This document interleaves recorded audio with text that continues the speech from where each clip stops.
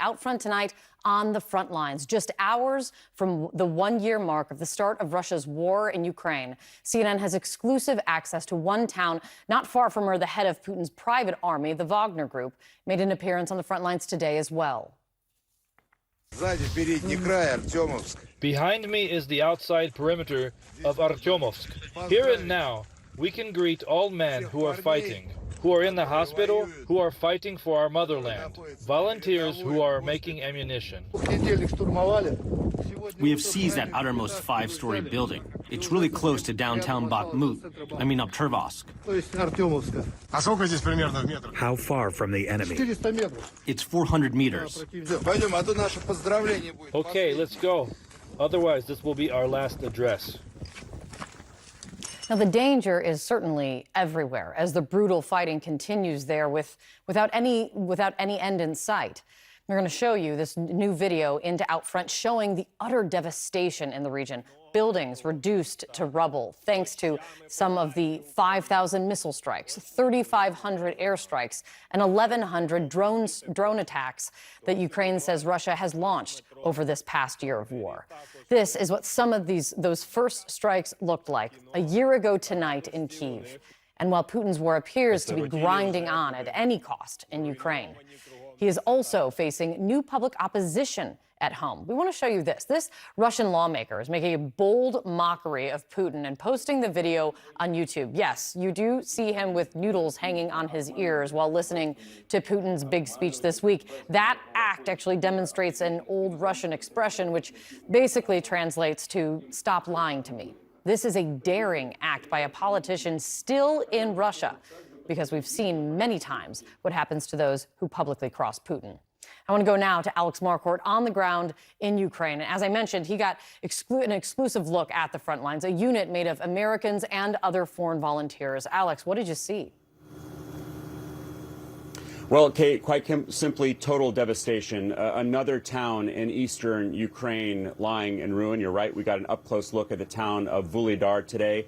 It is a town that Russia hopes to use to push deeper into Donbass, but they have been failing miserably, raising major questions about their expected offensive. We have been speaking mostly for the past few weeks and months about that battle for Bakhmut between Ukraine and Wagner, but that is largely a symbolic fight, while this fight in Vuhledar could prove to be much more pivotal. On the road as the sun comes up, with American fighter Jason Mann at the wheel, driving into the devastated frontline town of Vuhledar. Traveling in and out through a muddy field means being exposed, a direct line of sight from Russian artillery and tanks. This is not an early morning war, really, I think. First light means hopefully avoiding the endless Russian shelling raining down, including terrifying thermobaric missiles, everyone aware that a shell could land at any moment. Even as Russian forces struggle to take any real ground here, they're inflicting a massive amount of damage on this town, which is largely made up of these Soviet-era apartment blocks. You can see this one blackened by the fighting. Over here, a massive crater from a Russian missile. Ukrainian forces do have the higher ground here. They are able to use these buildings to defend this town, but it is getting absolutely pummeled. Only a handful of hardy civilians left, their home now eerie, apocalyptic ruins.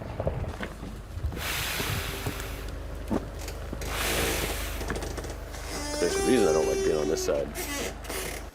For months, Mann and his unit of foreign troops, called the Phalanx Group, have fought alongside Ukraine's 72nd Brigade, keeping the Russians at bay. This is redefining the global order as we speak. This is democracy versus autocracy. Do we want to let autocracy control more people's lives in the future, or prevent it from doing that ever again? Strictly. And that's what's in your head when you head out there? Absolutely. That's the only reason I'm here. Waves of Russian forces advance in open fields. They've had enormous losses, but they keep coming and keep bombing. This strategic corner of Ukraine is where the southern and eastern fronts meet, making it a major priority for Russia's push deeper into Donbass. Mann arrived in Ukraine at the very beginning of the war. He's a former U.S. Marine who served in Iraq and Afghanistan, who went on to Columbia University and worked at Google as a software engineer. In the village house where the unit lives, a few miles from the front, man tells us he's now here for as long as it takes. Ukrainians are very committed to having their country back. And that includes Crimea to most of them. As long as morale's high, I'm happy. And it is, he says, as the war enters its second year. New recruits have also just arrived from Canada and the UK. The fight so urgent that team leader Turtle from New Zealand only has a couple days to get them ready. There is such a lot of emotion within these fights, mainly because from a lot of what I've seen is they don't want to be there either. I never thought that I'd ever experience, war in this sort of way, in this sort of capacity, because we're just fighting war and, I don't know, it's like fighting in a time warp. Turtle has to head to a funeral for a Ukrainian teammate just killed by Russian mortar fire. There are so many losses and such little time to grieve. Sort of harder for us guys from foreign militaries because, ever since Iraq and Afghanistan, we weren't losing dudes so fast all the time. It's always good to be able to remember your friends, but it's just hard sometimes when the next day you've got to go out and do something, sometimes even that same day. So. Both Turtle and Man are very matter-of-fact that they could lose their lives fighting for a country that isn't theirs. 1 year into this war, neither is second-guessing himself. And not everyone gets that choice. For me, it was more of a serendipitous, one of those moments in your life that you don't really have a choice, actually. No regrets. No regrets, yeah. And Kate, Jason Mann, who goes by Doc in his unit, says that it is the resilience and ingenuity of Ukrainians over the past year that makes it very hard not to believe in the Ukrainians at this point. Now, they are expecting some kind of offensive by the Russians around this anniversary. They don't know what is coming. They are bracing themselves because they know how important Vuhledar is for the Russians in their stated goal of pushing deeper into Donbass. Kate? It was great to hear from them. Thank you so much, Alex, for bringing that to us. Now up front now, the British Foreign Secretary, James Cleverly. Foreign Secretary, thank you so much for taking the time for us. As we hit this 1 year mark in the fight, the big ask right now from Ukraine is for fighter jets. Your former Prime Minister, Boris Johnson, actually said just yesterday that the UK should break the ice, in his words, essentially saying, go first in sending jets. Do you think that's a good idea?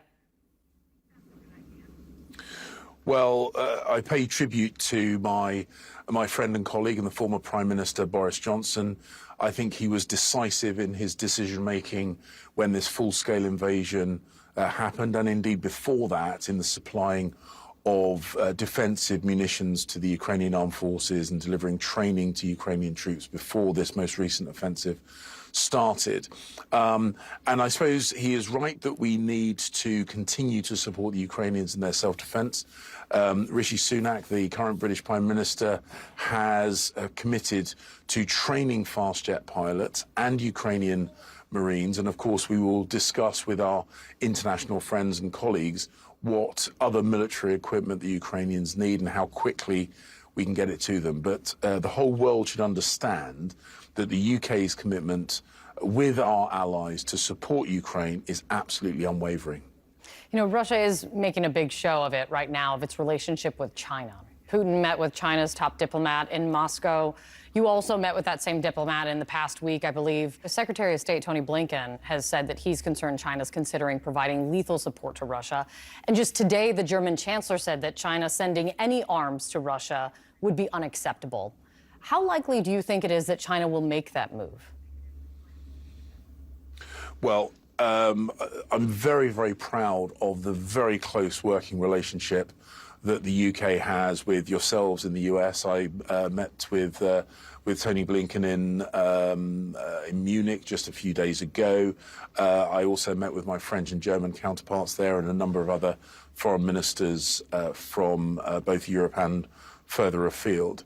I can completely understand why Russia would try and seek an enhanced relationship with China. But the point I made to the Chinese authority, to Wang Yi, who I met with, is I cannot see how it can possibly be in China's interest to import the level of criticism and international condemnation that would inevitably come with any supplying of military equipment to Russia. I can see what Russia needs from China. I cannot understand what China might realistically want or need from Russia.